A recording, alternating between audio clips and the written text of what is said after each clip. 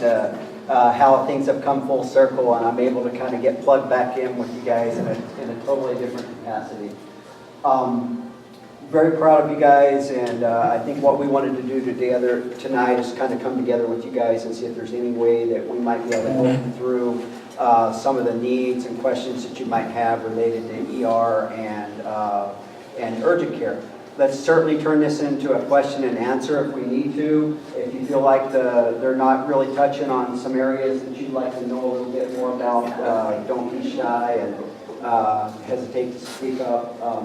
But I did want to introduce Dr. Michael Borunda. He is our lead physician in our ER department at Mountain View.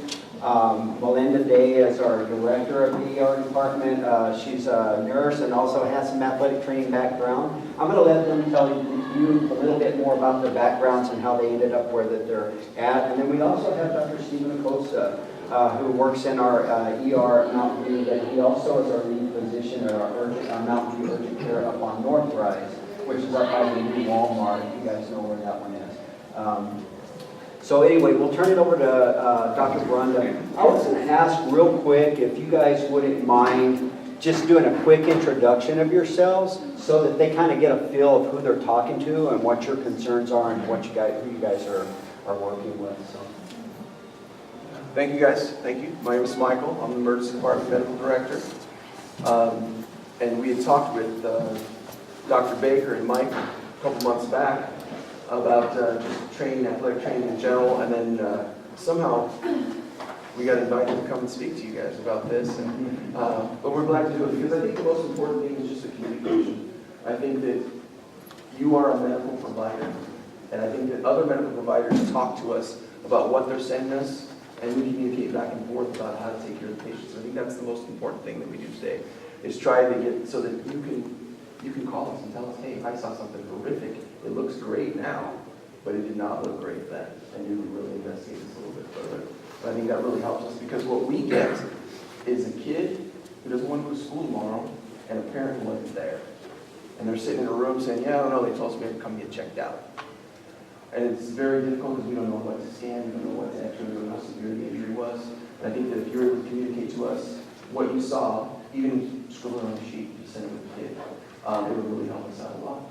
But in the meantime, I think that just some quick introduction, if you guys just want to just go through real quick. Hi. Well, my name is Joe Moore. I'm the athletic trainer at Gadsden High School. Tracy Stone, athletic trainer at Mayfield High School. John Benton, athletic trainer in Canfield, Texas at Alderete Middle School. Christina, I'm an athletic trainer at Southwest Bernstein and assistant at Centennial. Darren Wooten, athletic trainer at Centennial High School. Michael Larry at MSU. Tim Acklin at Dale Meyer, but I'm on medical sabbatical right now.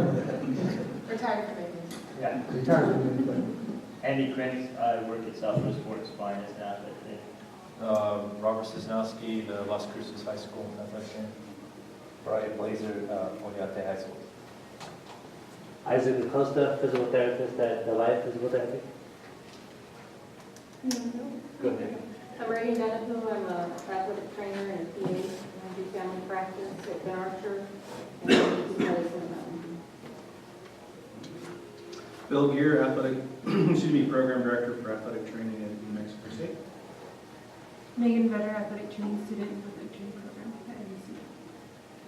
Sarah Young, senior in the athletic training program at MSU. Marcella Latanis, MSU. Julie O'Brien, GA, MSU. Nina Parsons, GA, MSU. Alana Baginski, GA, MSU. We'll keep it going. Taylor Bennett, GA at MSU. Sarah Eduardo, GA at MSU. Well, the thing I want you to put in your mind is, how do you decide when you think somebody needs either imaging or an intervention, where you're going to send them or where you recommend they go? And I think that's what we see, is that we'll have somebody come to the emergency department after they've been to the urgent care, and now the parent is really mad because they've just paid their deductible at the urgent care, and now they show up at the emergency department, and now they're wondering if they're going to have two bills because they weren't able to get what they needed at the other facility. So I think that if we break it down to just, oh, by the way, I went to Mayfield High School. I think he was my trainer back when I was there. But I wasn't a very good player, so he's not going to remember me.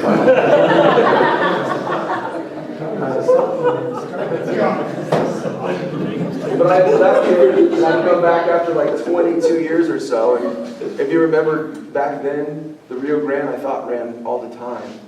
And Mountain View was the dump. And it was mattered whether you were a Trojan or a Bulldog, and that was it. Everything else didn't matter. So, and my family was divided. My mother went to Cruces High. My dad's entire family went to Mayfield. So every year was just almost like Thanksgiving. But when you talk about sending to urgent care, I think the urgent care does really well with a few things that I think are important.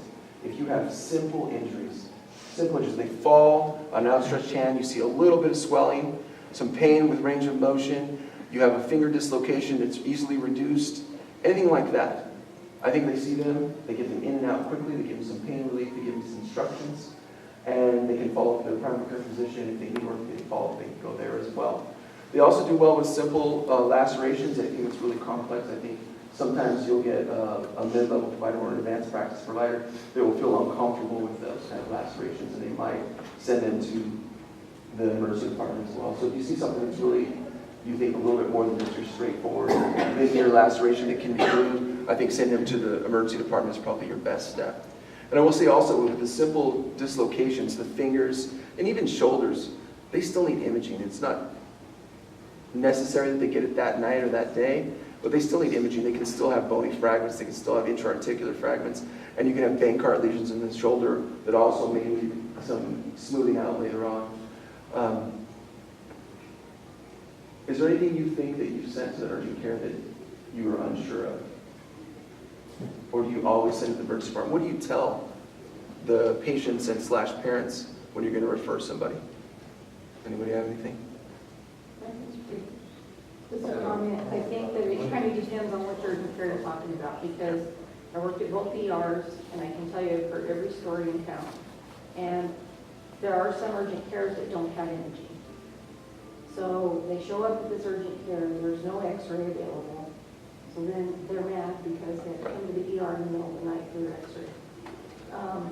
So the main thing is that whatever urgent care you're going to send them to, make sure that they, number one, they have x-ray. Some of them don't. I don't know which ones have x-ray. You guys know. ROM's got it. We know that Mountain View does. We know that. Have it, and that's it. And I know that one time during a holiday, they didn't have x-ray, and a couple of the others that normally do because their rad tech was off. That's it. Urgent cares. Anything else about urgent cares you think? Yeah, the other thing is they don't have the capability a lot of times to do a lot of lab type stuff. So if you're worried about, dehydration, electrolyte stuff, or whatever, I think our urgent cares do have kind of like the quick lab type stuff, but a lot of them don't have any lab at all. So if it's anything that you're worried about, the potassium level or something like that. Where are these horrible urgent cares that you see? All over town. They don't have anything, I'm not sure. Okay. Yes, you We'll will go to Mountain View urgent care. So that's something else. So if you're worried about someone's electrolytes, that's definitely a no for sure. All right, so for the emergency department, these are the ones I really want you to focus on, because I think that if you learn these, then the urgent care ones will all weed themselves out and they'll go there on their own. But large joint dislocations are the big one. You do not reduce the shoulder in the field, I'm probably going to have to put them to sleep, because you guys are probably better at this than I am. I mean, I try to do all of them awake now with no sedation. You guys do the same? You guys trying to put them in at all? Most of everyone? If you need practice, shoulderdislocation.net. The Australians have perfected this. They've got it so great. Upright, shoulder blades back, flexion, adduction, massage the muscle. It wants to go there. It wants to go in place, and it just pops in all by itself. Any of the others, the inferior dislocations, you can lean them over and just let them kind of soup spoon it and just rotate a little bit, it'll start to go in. But like I said, you guys are probably better at this than I do. I haven't relocated the shoulder in probably 2 months. So the obvious deformities, the dislocations I think you have to see, even if you think it's relocated, are the knee. The knee, the neurovascular compromise that can occur with a knee dislocation, and these are your bigger athletes. The larger ones, heavy set, they can get a knee dislocation and then relocate it and not even know it happened. And they have significant vascular damage, and they can get decreased blood flow and lose a leg. So those definitely need to come in. We do CTAs of the leg, we check all of the vasculature and make sure it's intact. The thing we don't do, and the thing I think in the emergency department, maybe Dr. Costa is better than me, but my knee exam is not great. It's not great. I cannot tell exactly what is wrong. I can tell where it is, I can get a good idea what it is, but I will tell you that most of my discharge instructions say knee strain, knee pain, internal derangement if it's really bad. And then after that, I don't know, because you need advanced imaging, okay, just to make the good diagnosis. So most of my patients go non-weight bearing, ACE wrap, crutches, and they follow up with an orthopedic surgeon, or they just follow up with their trainer and just go from there. Because a lot of these kids they just get better. They grow new arms. Other obvious deformities, I used to do MMA fights in Ohio, and a lot of elbow dislocations. And those, they need to come and see us also because they can have severe neurovascular compromise.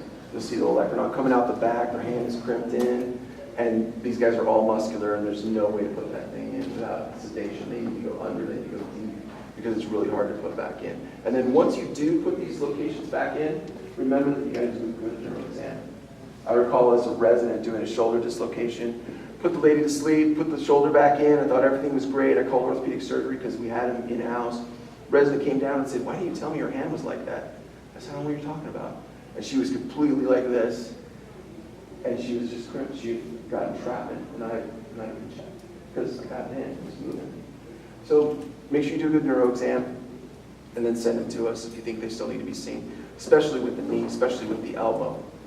Now, any of the other long bones that you think need to be reduced, ankles are pretty obvious when they're dislocated, but any of the other long bones, if you think it's a fibula, those are weight-bearing injuries most of the time, especially in younger people. But we do need to see them because we need a good referral. We have a couple of doctors on our staff. If it is broken, it'll get fixed in an hour. Dr. Davis is there every other night in the doctor's lounge just waiting for somebody to show up. He's just waiting for them. And if these kids show up, he's going to take them, he's going to fix them that day, and they're going to be well on their way to recovery. Okay, so I think that those are the ones that need to come in, especially if you think it's going to be a bad fix. Any kind of deformity in these children, they need to come in. You're going to have big swollen wrists that are going to need to be pushed on. The elbows are going to be bad. Those supracondylar fractures in gymnasts and all of the flyers that fall down, they need to come in. Those get compartment syndrome. That needs to be evaluated, need to be reevaluated. We need to stick a needle in it. We need to make sure that it's not in need of some sort of surgical intervention. Anything else about extremity injuries? Any questions you have? But one thing I would add is if you could rule out soft tissue injury, if it's soft tissue, it doesn't necessarily need to come right to the ER. You can send that to emergency care for pain control and the bracing. And you guys are pretty good about testing for that stuff on your training departments.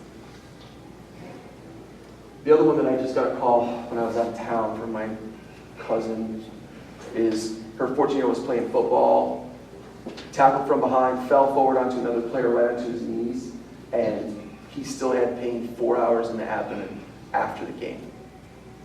Solid organ injury is a real thing for these kids because I don't see every kid in the county that has mono. They have big spleens. Big spleens are walking all over the place, and those kids just keep on playing.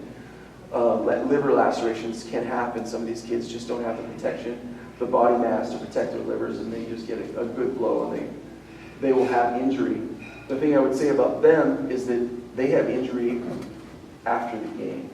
They have pain after the game. If you get a muscle injury, you get a soft tissue injury, by the end of the game, you're going around, it's fine. You'll be sore the next day. But if you have blood in the belly, it is still there, and it's constant, and it's not getting better. Those kids need to come and get a CT scan. And then your cousin calls you later and says the bill was too high and the CT scan was negative. But those are the ones we want the notes with that say, hey, this kid took, a helmet to the abdomen or fell down on the pole. Those are the ones we need to know the mechanism of injury really so that we can order that CT. Because if they just come in and say, I got hurt, my stomach hurts, we're going to rule it out pretty quickly, not necessarily doing CT. So I think most of the university players, they're always accompanied by a trainer, correct? Or Dr. Baker, or somebody will be with them that can give a little accurate description. But I don't know what the high school guys are doing at this point. I mean, are they just kind of, the parents taking them to the ER and they're kind of on their own? Hope the right thing happens. The thing that you can do, and I hope that was our number on there? Not. I'll hand out cards. We'll give you a number. Just call and tell us. Hey, kid's coming with the parents. He took a severe blow to the belly. He's still having a lot of pain. I think it needs to be investigated a little bit further. I think that somehow you guys got maligned in the patient care thing. Just, you're providers, you guys take care of these kids better than most of their parents ever take care of them. You make sure that they're well, you make sure that they're taken care of. And I think that if you do this for them, it's going to be for their benefit. Because the other thing it'll do is help us decrease the amount of radiation we give the kids. We're really trying to decrease radiation in all of the younger athletes because we don't know what the long-term effects of this are quite yet. Any chest wall. Chest wall, it's really hard to hurt some of these kids. But if you feel crepitus or they are short of breath, you got to send them in. And the other thing too is you don't need a blood pressure cuff or any kind of instrument other than a watch. You get a heart rate and a respiratory rate. If they're breathing over 20 and their heart rate's 120, something is wrong. These kids have a heart rate of 45, 50. If they're breathing heavy and their heart rate is up in the hundreds, something's wrong and they need to be sent in immediately. They don't need to go to an urgent care, they need to come to the emergency department. And then the other soft tissue injury that I would say is more common is testicular injury. Everyone gets hit and they feel better in an hour or two. They're sore the next day. If you see large swelling, large ecchymosis, they need an ultrasound. You need to send those in. And the other thing too is trauma precedes torsion. And so any of the young athletes that have significant trauma, when they have significant pain, they still need to get ultrasounds to make sure that they didn't torse themselves. Any questions on that one? Any questions on anything so far? No? Maybe you haven't touched on that you want to know about? And then there's two other points that I want to touch on that I think are important for sending kids to the emergency department. The first one is head injury. I mean, head injury in football alone is just, that's the name of the game. That's what happens all the time. But what I use and what a lot of the providers use are some training tools that just give us a little bit more information and help reduce the amount of radiation that these younger athletes get. So what I put on that handout is called the PCARN study. They used tens of thousands of kids and they divided them into less than 2 and greater than 2. And then they used specific criteria and they looked through. And they said if they have a normal GCS, they have no signs of a basilar skull fracture. Because what are the signs of a basilar skull fracture? You know? Battle signs, raccoon eyes, clear fluid from the nose, clear fluid from the ears, sometimes some blood in the nose, things like that. If they have no signs of that, they have a normal GCS, and they have a normal mental status, you're pretty much done. They don't need anything. It doesn't matter how hard their bell was rung.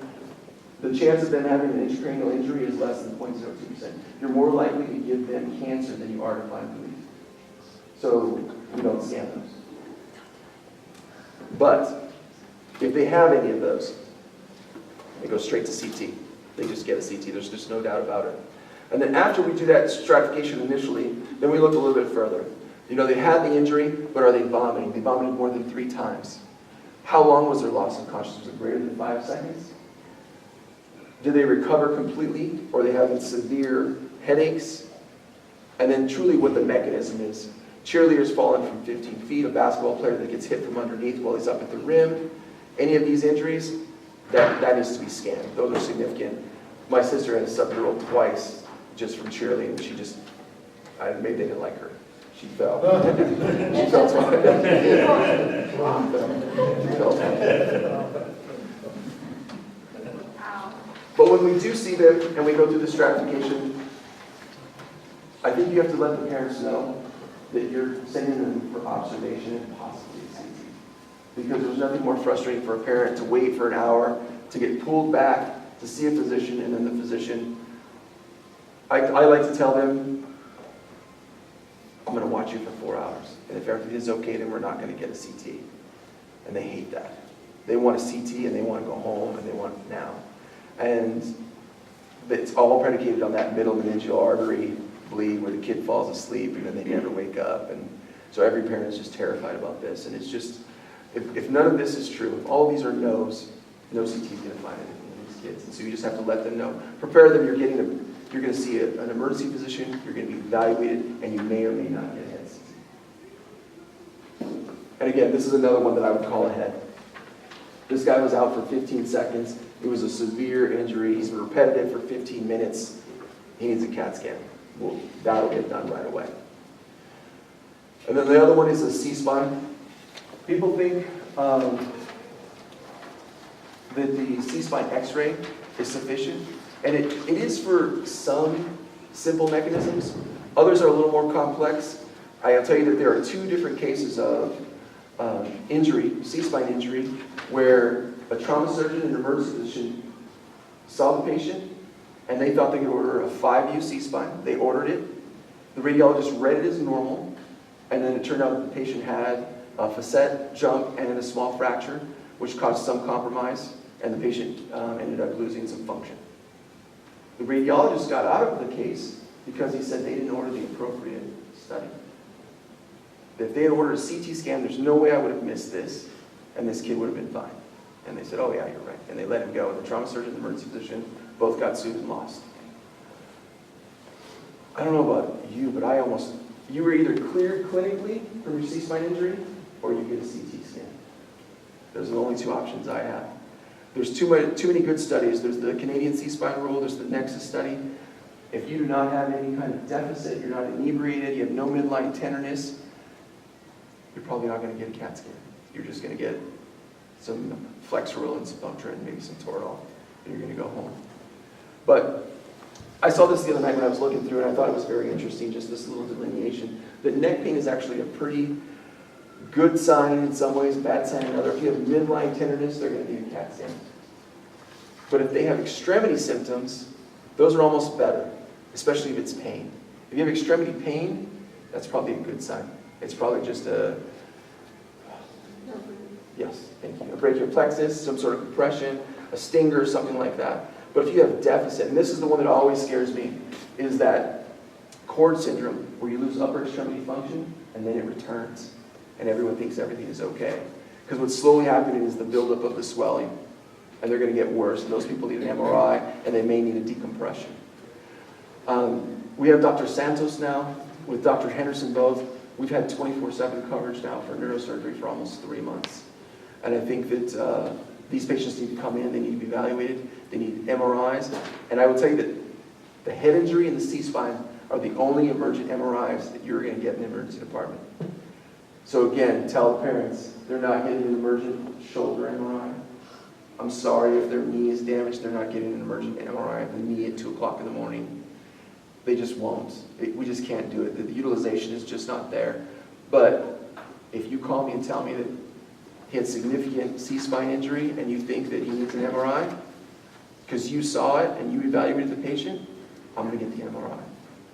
So just give us a call, because it's really important. It'll help us salvage this child, and it'll also help us just in terms of getting the appropriate care for the patient. Questions, please?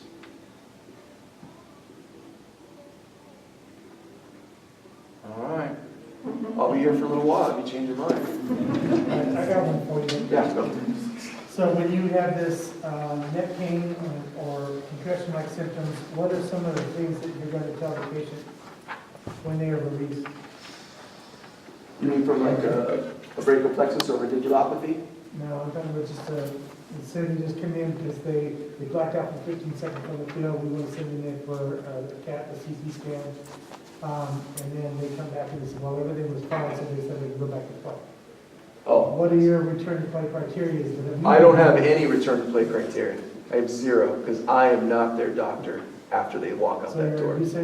I tell them, you cannot play until your doctor says it's okay. I don't give them any information, because for one, they can just make it up and say the BD physician said they can go back to play. I put it specific. If they came in for a head injury, you cannot go back to play until you're cleared by your physician. And it's either their primary care physician or whoever is working it. Sometimes the orthopedic surgeons will do concussion management, neurosurgeons, neurologists, sports medicine doctors, any of those. that will take the patient in and will see them and clear them for injury. Because, you know, these kids need rest. When they take a head blow like that, they need rest. They don't need video games. They don't need TV. They don't read. They need brain rest, and they just don't believe it. So what happens is they keep them out of school because they need rest, and then they play Halo for 5 hours a day, and then they don't know why they have persistent headache and nausea. And so I tell them, complete brain rest, and you can't play again until the doctor clears you, and it's not me. It has to be someone that knows them and someone that can follow up with them. Does that answer your question? Okay. Anything else? I have a question. If you suspect like a motor palsy during manual muscle test, would that be sufficient to send to urgent care or the emergency room? It depends on what you think the cause is. Okay. So if you're doing manual muscle tests and you're finding that particular weakness, and it might be something in maybe C5 or C4. But is it acute or is it chronic? We wouldn't know. So If it's chronic, then I'm not going to be able to help at all. Okay. If you see them take a blow, they have hand injury, and you see a weakness, you need to send them. Okay. We need to get that imaging done. We need to rule out any kind of intraarticular, any kind of facet damage, any fractures, and then after that, if they still have weakness, we can get an MRI. Weakness is the only reason we get an MRI for peripheral abnormalities. Weakness after an injury. Yeah, after an acute injury. But sensory, you don't get an MRI for sensory. If they have excruciating pain, we treat the pain. That's right. But you might want to make them, tell them to follow up with their primary care for some kind of testing on that and how. Okay. I'm trying to think what I would do with that patient just walking in the door. Yeah. You know what I mean? If they just walked in the door, I don't know. If they had perceptible weakness on exam, it might be someone that I would send to MRI depending on how significant it was. But acute injury is where it's at, really. Because chronic illness, I'm just not sure what to do with it. Go ahead. So what do you recommend procedure-wise for someone who may present with a DVT, for instance, and put into, I would try to contact primary care physicians, but sometimes that can be a hassle. Do you recommend them to urgent care? You don't have ultrasound? We don't have ultrasound, but we can get that fairly quickly. Definitely, that's really open in the middle of us getting that. Ultrasound and then read that. Right, okay. I tell you that we get ultrasound referrals from Deming and a lot of other places that don't have ultrasound. And for the DVT care itself, it's very difficult because it has to do with economics. If they have good insurance, you can throw them on Xarelto and send them home and have them follow the primary care doctor and everything is good. If they don't have good insurance, it's difficult. It's difficult. And it's almost, I would say that the majority of DVTs get admitted to the hospital to get a shot of Lovenox, get started on Coumadin, and then from there we follow them as an outpatient. But it happens the most with the boot. I hate the boot. I don't know if you guys, but the boots just give people DVTs because they never get the flexion of the calf at all. Even when they're non-weight bearing and they just have their foot hanging, they can flex a little bit. They get a little bit of calf movement. That boot I feel just totally immobilizes, and I get more DVTs on that boot than anything else. Yeah, and then they never want to take it off because then they get out of class over and over again. It's true. Does that answer that question? Yes. Anything else? We'll give you our number. Give us a call. I'll tell all my physicians. If you call, take a call. All right, just tell them what you have, what you're sending in, why you're concerned. Because we're concerned, we just want to be concerned in the right way for the right people. Okay? Thank you.